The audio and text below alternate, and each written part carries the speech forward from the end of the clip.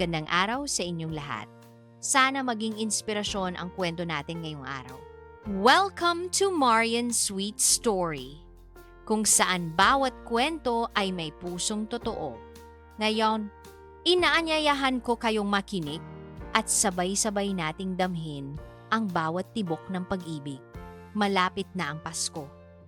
Sa bawat kalsadang nilalakaran ni Melissa, ramdam niya ang simoy ng malamig na hangin at ang mga parol na nakasabit sa mga tindahan ng Divisoria. Mula umaga hanggang gabi, abala siya sa pagtitinda ng mga damit. Nakangiti sa mga suking dumadaan kahit pagod na ang katawan. Sa bawat benta, iniisip niya ang perang maiuuwi sa probinsya sa mga magulang na matagal na niyang hindi nakikita. 3 taon na mula nang huli siyang umuwi. Ngayon, 3 araw bago magpasko, may pahintulot na siyang makauwi. Hindi man marangya ang buhay nila ni Roger. Masaya siya dahil sa wakas, makakasama niya ang mga taong mahal niya. Si Roger, ang asawa niyang nakilala sa pamilihan, ay isa ring masipag na lalaki. Guwapo, matipuno, at palangiti. Doon sila unang nagkakilala sa Divisoria, sa gitna ng ingay ng mga mamimili, sa amoy ng bagong bukas na kahon ng paninda, at sa init ng araw na parang sumisiklab sa mga bumbunan ng tao. Hindi man romantiko ang umpisa ng kwento nila, natutunan nilang bumuo ng tahanan sa kabila ng hirap. Ngayon, habang nag-aayos siya ng mga damit na isusukbit sa bag, parang bata si Melissa sa tuwa. Nakatingin siya sa kanilang anak na 6 na buwang gulang, si Marilet. Sa bawat ngiti ng bata, nakakalimutan niya ang puyat, ang pagod, at ang lahat ng mabibigat na araw. Niyakap niya ito, hinalikan sa noo, at bumulong ng mahina. Makakauwi na tayo, anak. Makikita mo na sina lolo't lola mo.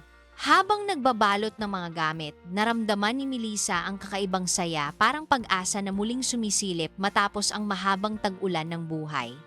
Iniisip niya ang mga taniman ng mais sa kanilang baryo, ang amoy ng hangin tuwing umaga, ang tinig ng kanyang ina na tinatawag siya para kumain.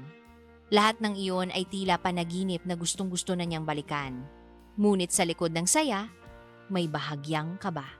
Alam niyang hindi magiging madali ang pag-uwi.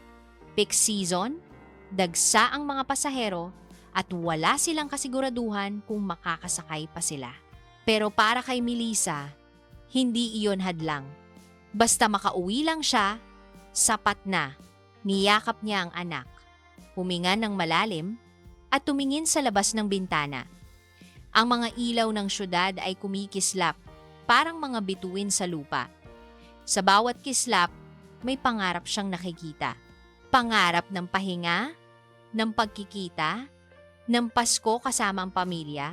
Hindi niya alam na sa pag-uwi niyang ito, may bagong kwento na namang mabubuo. Isang kwentong hindi lang magpapabago sa Pasko niya, kundi pati na rin sa buong buhay niya. Dumating sila sa bus terminal ng pasado 2:00 ng hapon. Mainit, maingay at puno ng mga taong nagmamadali. Ang ilan, may malalaking bag na parang buong bahay ang laman. Ang iba na may bitbit na pasalubong na balot sa makukulay na plastik. Si Melissa, buhat ang anak. Habang si Roger ay pawisan sa kakapasan ng 3 malalaking bag. Ngunit sa likod ng saya, may bahagyang kaba. Alam niyang hindi magiging madali ang pag-uwi. Peak season, dagsa ang mga pasahero, at wala silang kasiguraduhan kung makakasakay pa sila. Pero para kay Melissa, hindi iyon hadlang. Basta makauwi lang siya, sapat na. Ilang minuto lang, nagsimula ng umiyak si Baby Marilet. Mainit, maingay, at walang lugar na tahimik. Hinagod ni Melissa ang likod ng anak, pilit itong pinapatahan habang pawis na rin siya. Shh! Anak, sandali lang, makakauwi rin tayo. Mahina niyang bulong. Lumipas ang halos 2 oras bago bumalik si Roger. Pawisan, hingal, pero may ngiti sa mukha. May nakuha akong bus. Dito raw sa lane 3. Pero siksikan. Kaya bilis na. Baka maunahan pa tayo. Nagmamadaling tumayo si Melissa. bit-bit si Baby. Habang si Roger naman ay sumisiksik sa makapal na hanay ng mga tao. Sa bawat hakbang, kailangan nilang itulak ang sarili para lang makadaan. Mainit, mabaho, at halos hindi na sila makahinga. Pagdating sa lane 3, naroon na ang bus luma, ordinary, at puno ng pasahero. Parang nag-aagawan ang lahat makasakay, nagsisigawan, nagtutulakan, habang ang konduktor ay pilit na pinapakalma ang mga tao. Yung may ticket lang po muna, huwag magsiksikan. Ulitin ko, yung may ticket lang. Sigaw nito. Roger, baka di tayo makapasok, sabi ni Melissa kinakabahan habang yakap si Baby. Makakapasok tayo. Hawakan mo lang yung bag, ako bahala. Dahan-dahan silang sumiksik sa pila. Halos madaga na ni Melissa ang ibang pasahero. Nakita niya kung paano nagkakasabunutan ng ilan para lang makasakay. At sa gitna ng gulong iyon, naramdaman niyang parang sinasakal siya ng init, ng ingay, ng kaba. Nang makapasok sila sa bus, para silang nakahinga muli.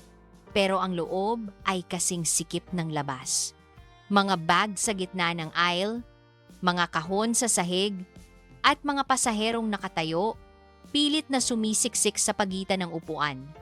Pinilit ni Roger na makahanap ng upuan para kay Melissa. Doon ka sa likod. Ako sa gitna na lang. Basta makaupo ka, may karga ka pa. Habang dahan-dahang naglalakad papunta sa bandang likuran, napansin ni Melissa ang mga titig ng ilang kalalakihan. Dahil sa init, manipis ang suot niya, isang puting t-shirt at maiksing short. Pinilit niyang hindi pansinin, pero hindi niya maiwasang makaramdam ng kaba at inis. Pag-upo niya sa likod, may lalaki nang nakaupo sa tabi ng bintana. Matangkad, kayumanggi, maayos ang damit, at may maliit na bag sa balikat. Nakatingin ito sa kanya, ngumiti, at bahagyang tumango. Dito ka rin pala, miss. Ako na lang sa gilid para may space ka kay Baby. Ngumiti lang si Melissa bilang pasasalamat, pero sa loob-loob niya, gusto lang niyang matapos ang biyahe ng tahimik. Habang umuupo, naramdaman niyang sumiksik pa ang paligid, mga gamit na itinambak sa aisle, halos tabunan na sila ng karton. Halos hindi na siya makagalaw. Pinikit niya ang mata niya at hinaplos ang buhok ni Baby. Kaunting tiis na lang, anak, uuwi rin tayo. Ngunit sa likod ng pagod at pangungusap na iyon, nagsisimula na ang isang gabing magbabago sa direksyon ng buhay niya. Tahimik ang loob ng bus matapos ang ilang minuto ng kaguluhan sa pagsakay. Habang pinapatulog ni Melissa si Baby Marilet, naramdaman niyang lumalayo na ang ingay ng terminal at unti-unting pumapalit ang ugong ng makina.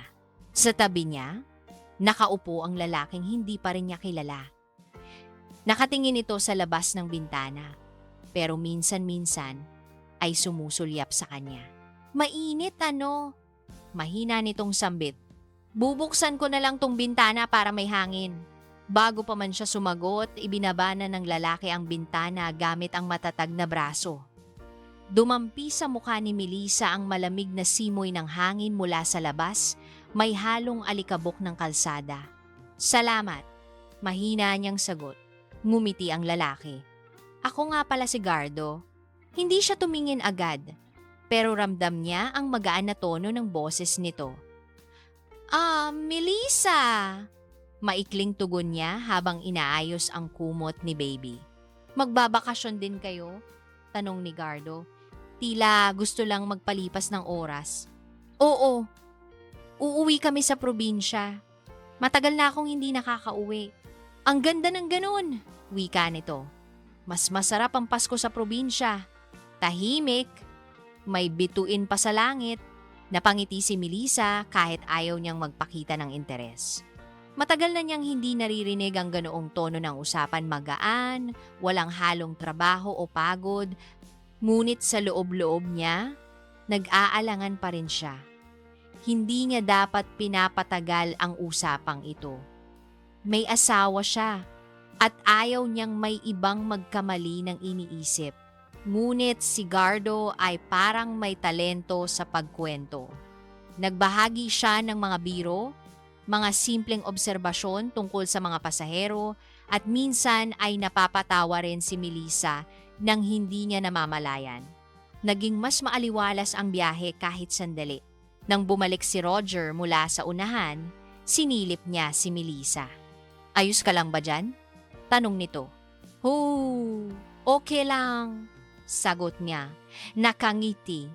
Hindi naman niya binanggit kung gaano nakahaba ang usapan nila ng estranghero sa tabi niya. Habang papalayo ang bus sa lungsod, unti-unting lumamig ang simoy ng gabi. Si Baby Marilet mahimbing nang natutulog.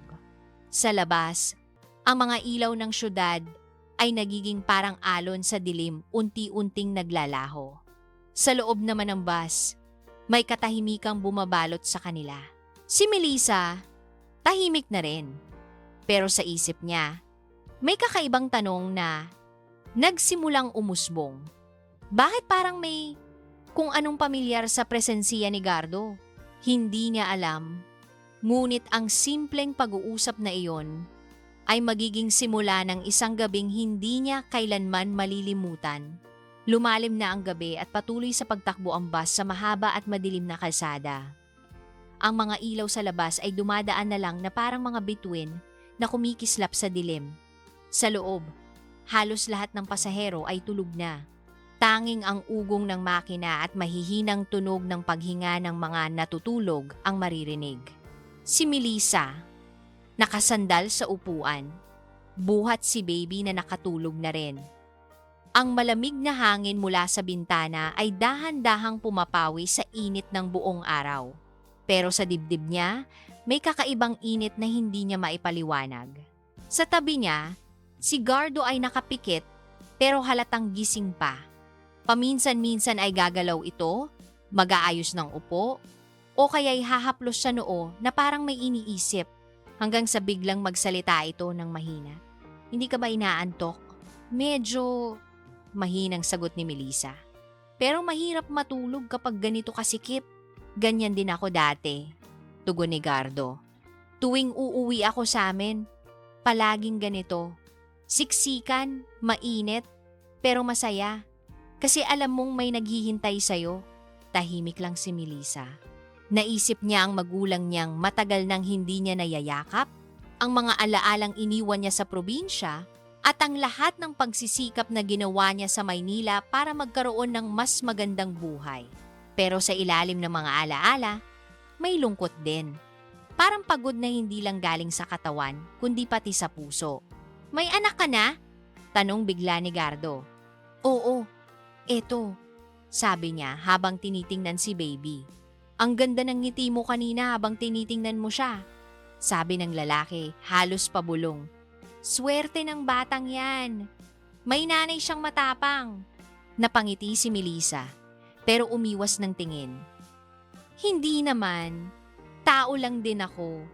Napapagod din, natatakot." Tumahimik muli si Gardo. Ang mga mata nito ay nakatingin lang sa bintana, pero parang naririnig ang bawat tibok ng puso ni Melissa. Hanggang sa dahan-dahan niyang ibinalik ang tingin dito. Nagtagpo ang kanilang mga mata. Walang salita, pero malinaw ang mensaheng gustong sabihin. Pinilit ni Melissa na umiwas. "Kailangan kong matulog," sabi niya. Tumango lang si Gardo. "Sige, pahinga ka. Mahaba pa ang biyahe." Ngunit sa kabila ng pagsara ng mga mata niya, hindi niya magawang matulog.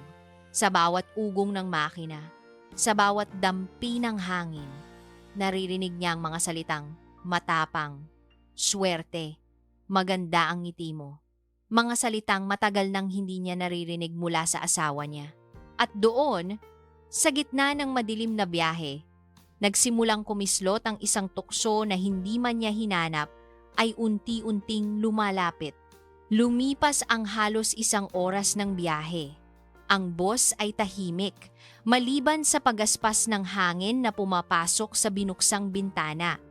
Si Melissa, sa wakas, ay nakatulog na rin habang buhat pa rin si Baby Marilet.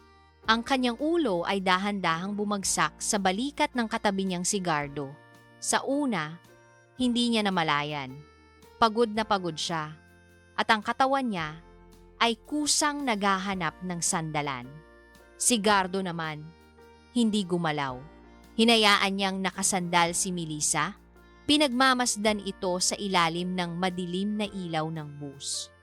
Sa liwanag ng mga dumadaang poste, minsan ay lumilitaw ang mukha nito mapayapa, mahina ang paghinga, parang bata.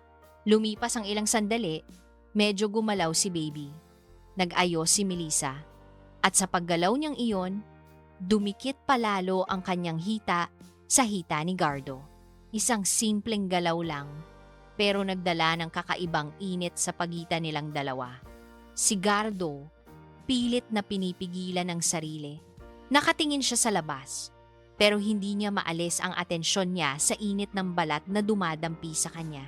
Ilang minuto pa ang lumipas. Sa bawat ugoy ng bus, nagagalaw si Melissa. At sa bawat galaw niya, lalong nagiging malapit sila sa isa't isa. Hanggang sa maramdaman niya, kahit tulog na parang may mainit na kamay na bahagyang dumantay sa kanyang hita. Napakislot siya, pero hindi dumilat. Sa isip niya, baka aksidente lang. Wala siyang narinig na galaw at ayaw niyang gumawa ng eksena. Pero makalipas pa ang ilang sandali, naramdaman niyang muling gumalaw ang kamay na iyon mahina, mabagal, parang sinasabay sa pag-uga ng bus. Dito siya, tuluyang nagising. Hindi siya gumalaw agad, nagkunwaring tulog, pero gising na ang diwa niya. Ginagawa ba talaga niya to? Ang kaba niya ay bumilis. Ang hininga niya ay mababaw.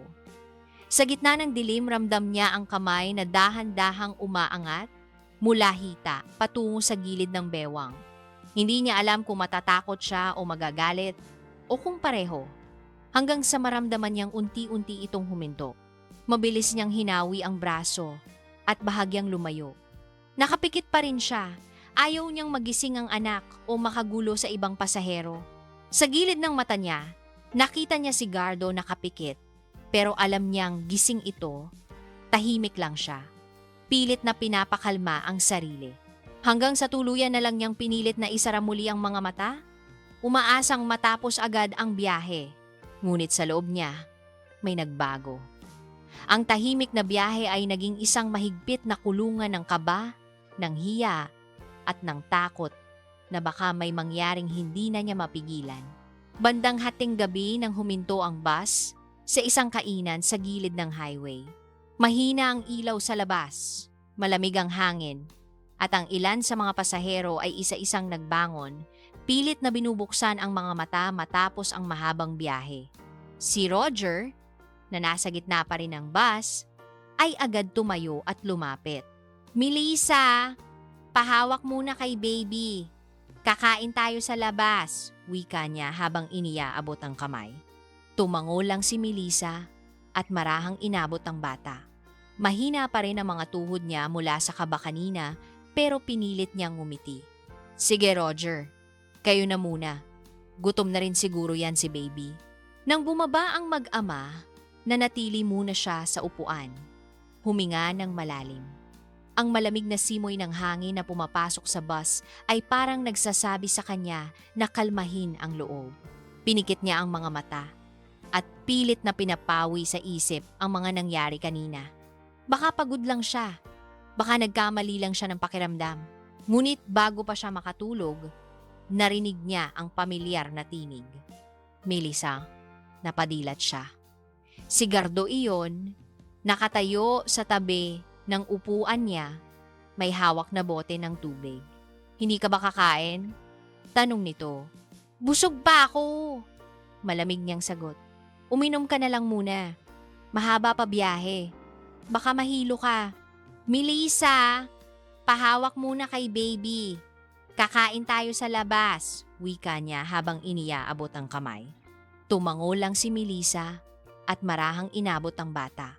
Mahina pa rin ang mga tuhod niya mula sa kaba kanina pero pinilit niyang ngumiti. "Sige Roger, kayo na muna. Gutom na rin siguro yan si baby." Pagkatapos ng ilang minuto, umakyat na rin si Roger, may dalang pagkain. "Oh, Melissa, kumain ka na. Nag-take out ako para sa'yo." Ngumiti siya. Pilit. "Sige, mamaya. Pakainin mo muna si baby." Nang muling umandar ang bus, napansin niyang tumingin si Gardo sa kanya, sandaling ngumiti tapos ibinaling ang tingin sa labas. Parang walang nangyari. Pero sa loob ni Melissa, alam niyang hindi yun ganun kasimple. Parang may lihim silang dalawa na walang ibang nakakaalam. Nang unti-unting lumayo ang bus sa ilaw ng kainan, muling bumalik ang dilim sa loob. Tahimik, pare-parehong nakapikit ang mga pasahero. Pero sa isip ni Melissa, hindi katahimikan ang nararamdaman niya, kundi isang uri ng kaba, isang halo ng pagkalito at pagkakasala na hindi niya alam kung paano itatago. Ang biyahe ay nagpatuloy.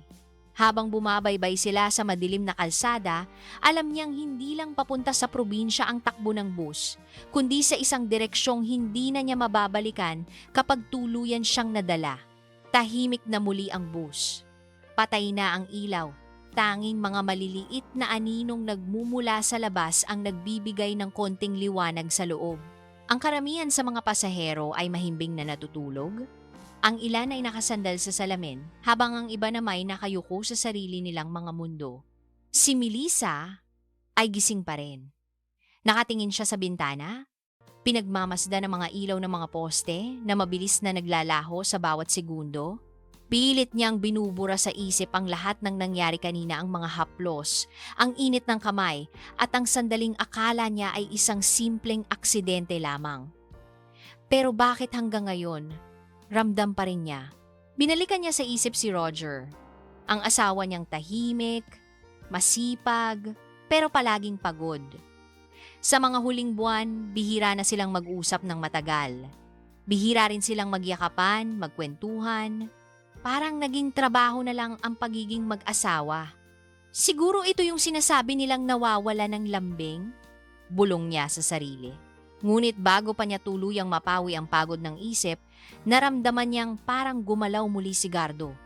Hindi niya muna ininda, baka nag-aayos lang ng posisyon. Pero maya-maya, sa gitna ng katahimikan, naramdaman niyang may dahan-dahang dumampi sa braso niya. Mainit. Maingat. Muling bumalik ang kaba. Gardo, mahinang sabi niya. Halos pabulong. Pero walang sagot. Nakapikit lang ito.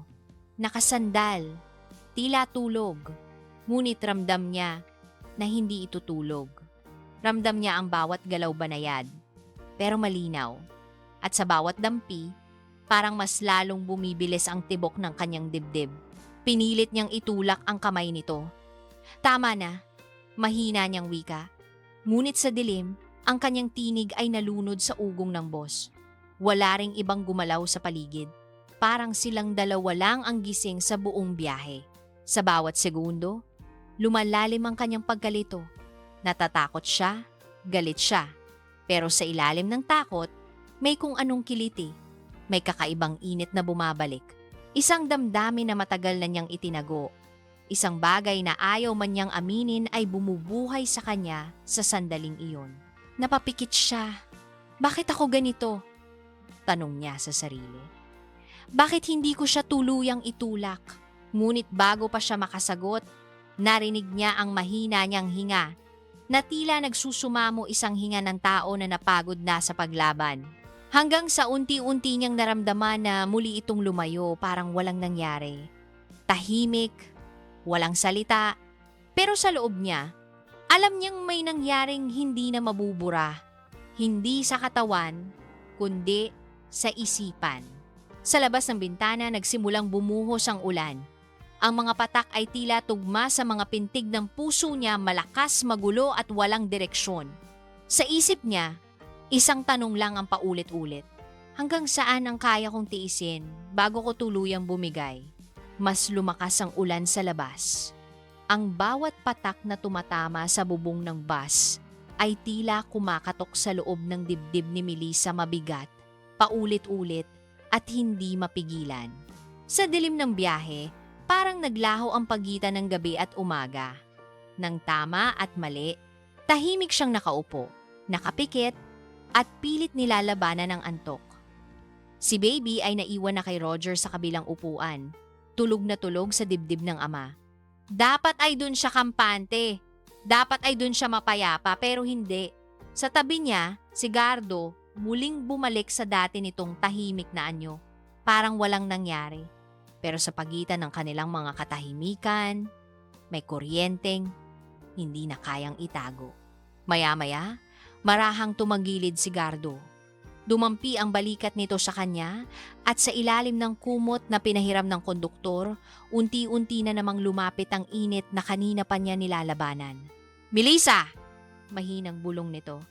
Halos hindi marinig sa ugong ng ulan. Napasinghap siya.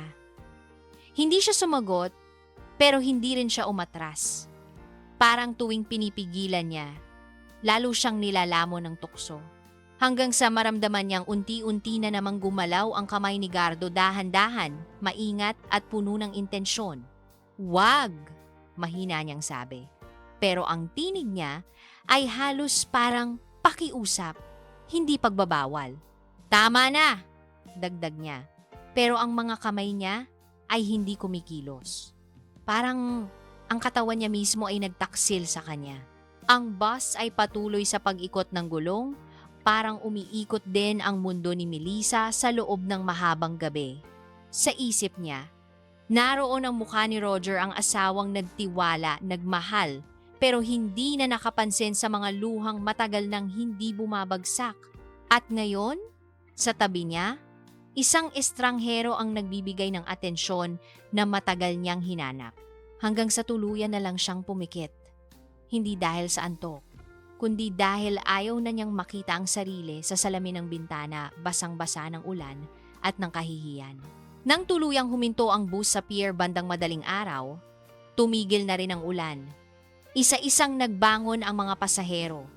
Si Melissa, nanatiling tahimik. Tumingin siya kay Roger na karga si baby. Pagod pero masaya, walang kamalay-malay sa bigat na bitbit niya. Pagbaba niya ng bus, naramdaman niya ang malamig na hangin ng umaga. Pumikit siya saglit at bumulong sa sarili, "Diyos ko, patawarin. Diyo po ako." Pero alam niyang may mga kasalanang hindi basta nalilinis ng ulan dahil minsan ang pinakamatinding dumi ay nasa konsensya, hindi sa katawan. At habang naglalakad sila patungo sa barko, lumingon siya sa bus. Doon sa bintanang iyon nakatayo si Gardo, tahimik, nakatingin lang sa kanya, at ngumiti ng marahan. Sa ngiting iyon, alam niyang hindi iyon ang huli nilang pagkikita kundi ang simula ng isang lihim na magtatago habang buhay sa pagitan ng konsensya at pagnanasa. Mabagal ang pag-usad ng oras sa pier. Sa bawat hakbang ni Melissa, parang may dinadalang batong nakapatong sa dibdib niya. Sa labas, sumisikat na ang araw. Unti-unting pinapalitan ng liwanag ang lamig ng gabi. Pero sa loob niya, tila lalong lumalalim ang dilim. Hawak-hawak ni Roger si baby, nakangiti habang inaayos ang mga bag. "Ayos, love. Uuwi rin tayo." "Wakas," masayang sabi nito. Ngumiti lang si Melissa, pero pilit. "Oo, wakas." Sa isip niya, may echo ang salitang iyon, wakas ba talaga o simula ng pagkawasak? Habang naglalakad sila papunta sa terminal, napansin niya si Gardo sa di kalayuan. Nakasandal ito sa poste, nakayuko, nagyoyosi. Sandaling nagtama ang kanilang mga mata. Walang salita, wala ring ngiti. Tanging katahimikan lang ang namamagitan, isang tahimik na paalam na puno ng bigat at hiwaga. Pagdating nila sa barko, nagtulungan silang mag-akyat ng gamit. Si Roger, abala sa pag-aasikaso ng ticket. Si Melissa naman, nakaupo sa gilid, hawak-hawak si baby. Sa unang pagkakataon, ramdam niyang hindi niya alam kung anong mukha ang ihaharap niya sa anak niya pagdating nila sa bahay. Habang nakatingin siya sa dagat, naalala niya ang unang beses na umalis siya ng probinsya. Ang pangako niya noon, babalik siyang may dangal, may ipon, at may magandang buhay para sa magulang niya. Pero ngayon, habang binabagtas ng barko ang alon, ang dala niya ay isang lihim na hindi niya alam kung paano itatago. Lumapit si Roger at umupo sa tabi niya. Love, pagdating natin, tulog ka muna ha. Ako na bahala kay baby. Kita mo tong anak natin no? Parang ikaw mahimbing matulog kahit maingay. Tumawa siya. Mahina lang. Salamat Roger. Pero sa loob niya, nasasaktan siya. Dahil sa bawat kabaitan ng asawa niya, mas lalo siyang lumulubog sa guilt. Hawak-hawak ni Roger si baby, nakangiti habang inaayos ang mga bag. Ayos love, uuwi rin tayo. Wakas, masayang sabi nito. Ngumiti lang si Melissa, pero pilit. Oo, wakas. Sa isip niya, may echo ang salitang iyon, wakas ba talaga o simula ng pagkawasak. Pagsapit ng gabi, nakahiga na siya sa dati niyang kwarto. Tahimik. Si baby ay tulog sa tabi niya. Si Roger naman ay abala pa sa labas, nagkukwentuhan sa tatay niya. Pinikit niya ang mga mata, pero hindi ang mukha ni Roger ang lumitaw sa isip niya kundi si Gardo. Ang ngiti nito, ang boses, at ang gabing iyon sa bus na ayaw niyang maalala pero hindi niya rin kayang kalimutan. Sa huling sandali bago siya makatulog, bumulong siya sa sarili. Bakit ba ang mga kasalanan kahit gustong takasan, sumusunod pa rin kahit saan ka magpunta? At sa gabing iyon, sa ilalim ng tahimik na bubong ng probinsya, tuluyan nang nagsimula ang pinakamahirap na yugto ng konsensya ni Melissa, hindi ang pagtatago, kundi ang pagtanggap. Mabilis ang lumipas sa mga araw sa probinsya. Tahimik ang buhay, malayo sa ingay ng Maynila, malayo sa bus, sa pier, at sa lahat ng ingay ng nakaraan. Pero sa bawat katahimikan, may mga tunog na hindi niya matakasan ang kaluskos ng hangin sa gabi, ang iyak ng anak sa madaling araw, at ang mahinang boses sa loob ng isip niya na paulit-ulit na nagtatanong, bakit mo hinayaan? Araw ng Pasko. Maaga silang nagising. Si Roger ay abala sa pagluluto sa labas, tinutulungan ng tatay niya. Si Melissa naman ay karga si baby habang nag-aayos ng mga plato sa lamesa. Sa paningin ng lahat, isa siyang masayang ina, mapagmahal na asawa. Pero sa bawat ngiti niya, may kirot. Sa bawat halakhak, may bigat. Love! Halika na! Kain na tayo! Tawag ni Roger, sabay halik sa pisngi niya. Ngumiti siya, pilit, at umupo sa tabi ng asawa niya. Tahimik siyang kumain habang nakikinig sa tawanan ng pamilya. Sa gilid ng mesa, nakita niya ang maliit na kahon ng regalo na iniabot sa kanya ni Roger. Para sa'yo to, love. Simpleng regalo lang, pero alam mong galing sa puso. Binuksan niya iyon, isang pares ng hikaw. Kulay perlas. Simple pero maganda. Salamat, Roger. Mahina niyang sabi. Pero sa loob niya, halos gusto niyang maiyak dahil sa mga sandaling iyon. Naramdaman niyang hindi siya karapat-dapat sa lalaking ito. Matapos ang hapunan, lumabas siya sa labas ng bahay. Tahimik ang paligid. Tanging kuliglig at hangin lang ang maririnig. Nakatingala siya sa langit, sa mga bituin. Pinikit niya ang mga mata.